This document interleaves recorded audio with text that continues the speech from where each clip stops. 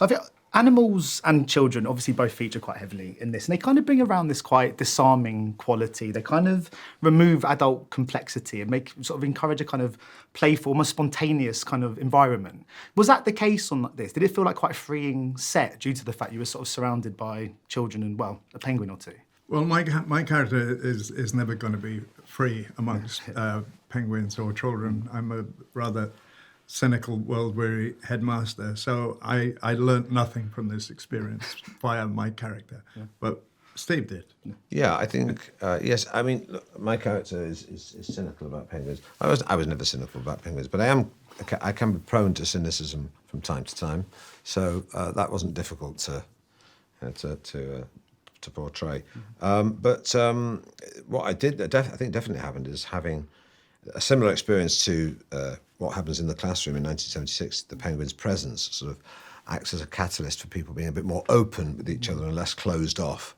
I think that certainly was the case in some of the quite intense scenes in the classroom with children and a penguin, everyone being patient to get the penguin to do what it wanted to do without being coercive beyond what's reasonable.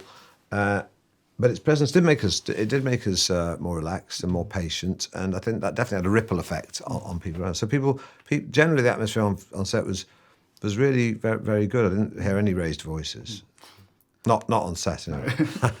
Are you both animal people? I've got a dog. I fucking love my dog, and I in a way that kind of the characters in this almost confide in the penguin. It feels like it's always listening, despite the fact it's never kind of talking back. Do you sort of share that with? Do you have pets? Would you consider yourselves animal people? I've got a cat. Yeah. We have a cat who's very independent-minded.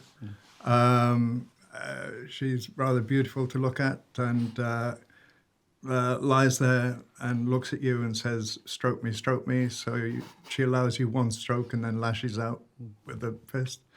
And then... so many relationships.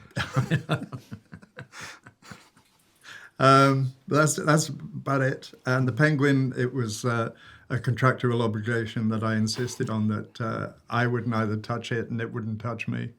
I'm not a great animal person. No. I became one through a relationship I had where my partner wanted 2 dogs and I didn't.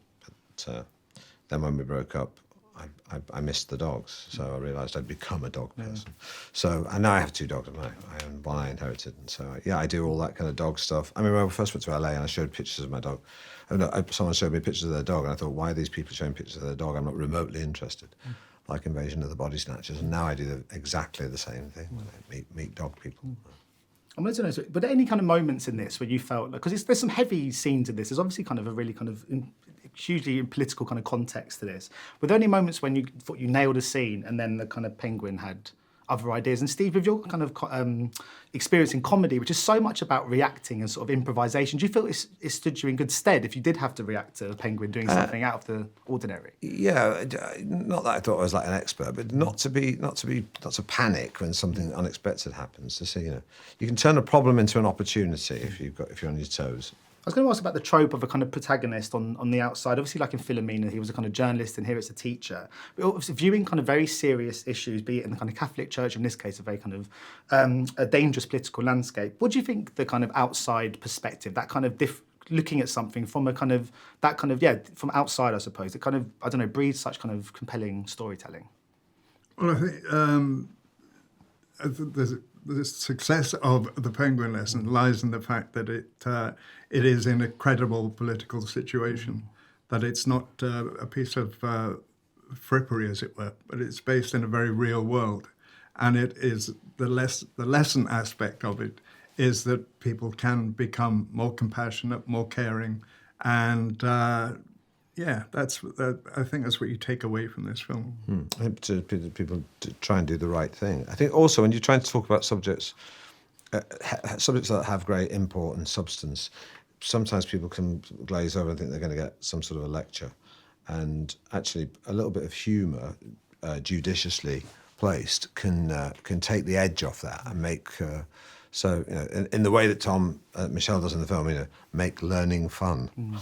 I thought you struck a perfect balance in this film. I thought it was wonderful. Thank you so much, Great, guys. thank you. Cheers, thank you. Have a nice day. Cheers. Thank you. Thanks, guys. Ladies and gentlemen, you're watching Hey You Guys! Hey, you guys! Hey, you guys. Hey, that's what they all say. Hey, you guys. Hey,